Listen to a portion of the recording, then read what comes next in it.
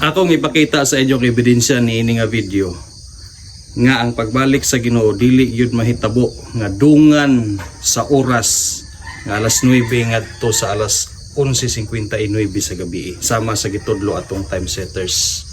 Nga ingon siya ang pagbalik daw sa Ginoo problema na niya unsaon niya pagtunong sa oras nga parehas tanan oras tibok kalibutan. Karon ako ipakita ani nga video ang mga ebidensya nganong dili gyud na mahitabo.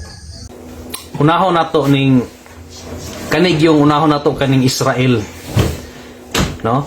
Kay ang Israel manggod sila ang mga Hudiyo.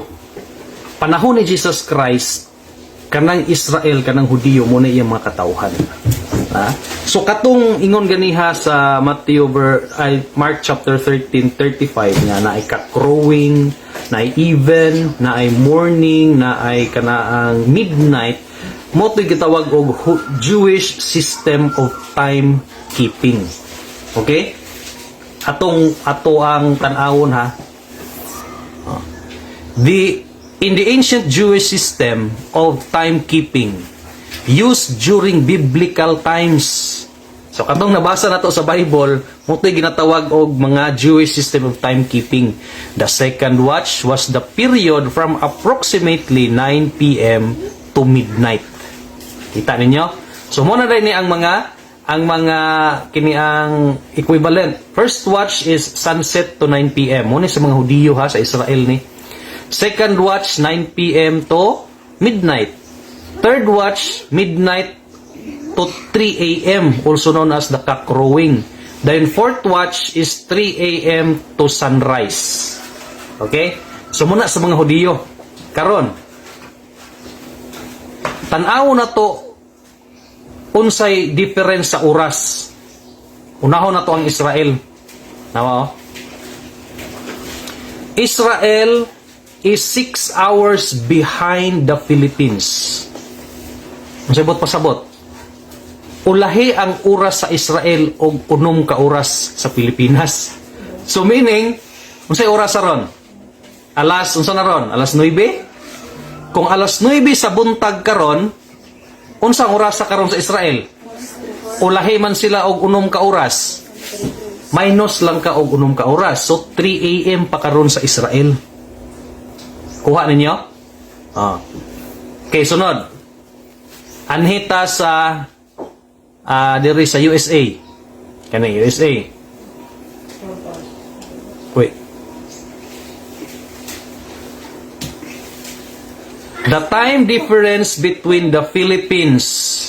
Mo ni ang time zone gamit sa Pilipinas o PHT UTC +8. So ang time difference sa USA between the Philippines pila generally ranges from 12 to 16 hours. Grabe kadugay. Taas kayo ang difference sa oras sa Pilipinas o sa USA. Sa Israel is 6 ka oras. Dinhi gyud mo range siya 12 to 16 hours. So tama gitong giingon ganiha nga kung buntag sa Pilipinas didto sa Amerika gabi pa. So ingon ana karon tanawon pa nato ang uban. Kaning sa New Zealand. Tanato ang New Zealand. The New Zealand is generally 5 hours ahead of the Philippines. Ang New Zealand is una og 5 hours sa atoa. So kung alas 9 ron, pila unsay oras sa New Zealand? Dugang lang kag 5 ka oras. Pila? Alas 2 sa hapon karon sa New Zealand. Kay una sila og 5 ka oras sa atoa. Nganong ato maning gitan-aw? Unsa may purpose ani nganong ato maning gipang tan-aw? Ha? Okay. Tungod na siya kay makita nato ani nga ang kiminsahe atong tawhana mali gyud. Ngano man? Nakabase ang Bible sa Jewish timekeeping. Tanawan ninyo ha.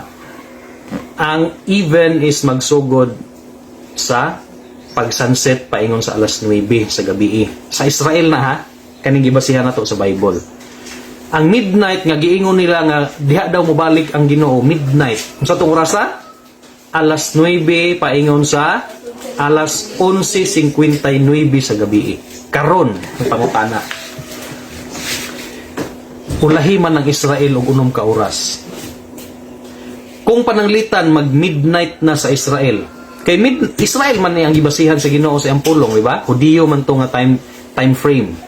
Oh, Hudiyo man to nga time zone ang gibasihan. Ala nga mag-Pilipinas ang gibasihan sa Ginoo adto no.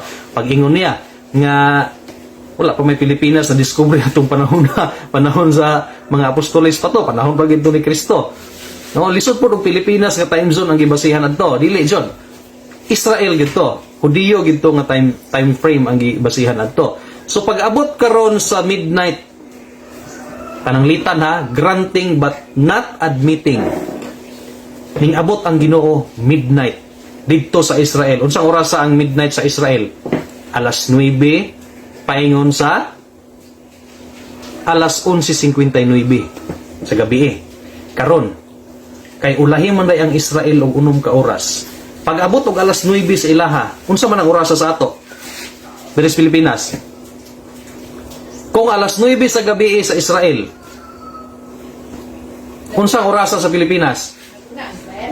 Una man ang Pilipinas og unom ka kini ang oras. So ang 9 plusan ra na nimo og unom. Unsang orasa? Alas 3 sa kadlawon sa Pilipinas. Bot ipasabot, morning na. Morning, kaya diba, ang morning is, ang cock-crowing is 12 to 3. Dayon, ang morning is 3, paingon sa sunrise. So, alas 3 naman dahil sa Pilipinas, pag abot sa midnight dito sa Israel, kay lagi ulahi sila og unom ka oras dito. Pag tuman dito sa Israel sa midnight, diri sa atoa is morning na, alas 3 na. So, ahaman ang giingon ni Aljon karon nga mobalik ang Ginoo alas 9 paingon sa unsa man na alas 11 pa 59 sa midnight. Aha may tumanon Pilipinas nga time zone o didto nga time zone, di ba? Granting ha but not admitting kung tinuod nga midnight gyud ang pagbalik sa Ginoo. Kung tinuod nga midnight mobalik ang Ginoo.